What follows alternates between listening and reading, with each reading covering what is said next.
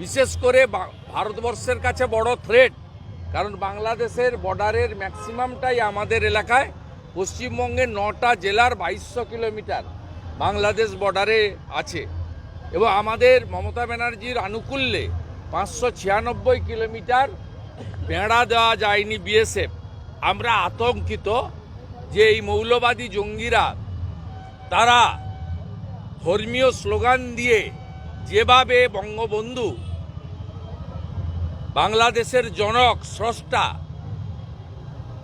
জাতির বাংলাদেশের রাষ্ট্রপিতা মুজিবুর রহমানের বাড়িকে নৃশংসভাবে ধ্বংসস্তূপে পরিণত করেছে, আমরা পশ্চিমবঙ্গের ভারতীয়রা আতঙ্কিত যে খোলা বেড়া দিয়ে এরা ঢুকে আমাদের এখানেও যে কোনো সময় এরা বিস্ফোরণ ঘটিয়ে আমাদের ঐতিহ্যকেও এরা ধ্বংসস্তূপে পরিণত করতে পারে।